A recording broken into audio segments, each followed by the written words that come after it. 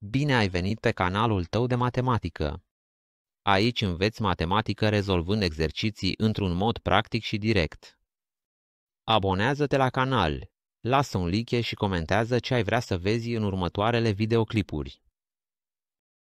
Astăzi vom rezolva expresia care spune că rădăcina pătrată din diferența dintre 13 la pătrat și 12 la pătrat este egală cu rădăcina de ordine din 125.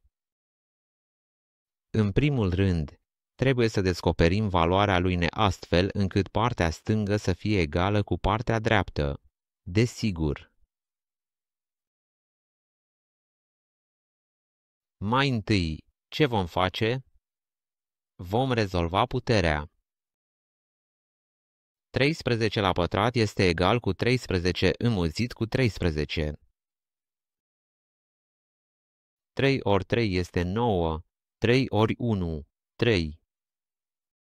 1 înmulțit cu 3 face 3. Înmulțit cu 1 face 1. Adunăm aici. Va da 9. 3 plus 3, 6. 169. Acum, 12 la pătrat este egal cu 12 înmulțit cu 12. De 2 ori 2, 4. De 2 ori 1, 2. Și 12-le se repetă înmulțind cu 1. Se repetă 4. 2 plus 2, 4. 144. Deci, cum va rămâne? 169 minus 144. 9 minus 4, 5. 6 minus 4, 2. 1 minus 1, 0. Deci sunt 25. Deci a rămas. Rădăcina din 25 este egală cu rădăcina enea din 125. Cât este rădăcina din 25? 5. Pentru că de 5 ori 5, 25. 5 la pătrat este egal cu 25, iar rădăcina pătrată este inversa puterii. Acum, ca să descoperim valoarea lui n, pentru ca această parte să fie tot 5, hai să vedem aici, putem face prin eliminare. Hai să vedem. 5 la puterea 1, oare este?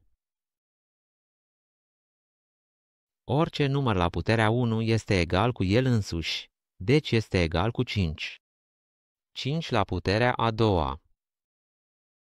5 ori 5 cât este? 25. Nici asta. 5 la puterea a treia. Știind că la 2 este 25, atunci este 25 ori 5. 5 ori 5, 25.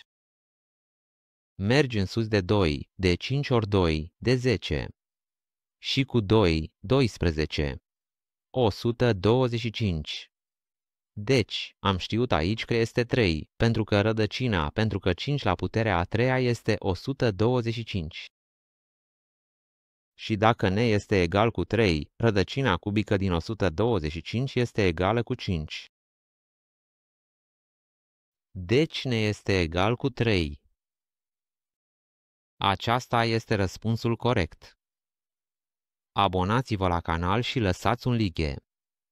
Ne vedem la următorul videoclip.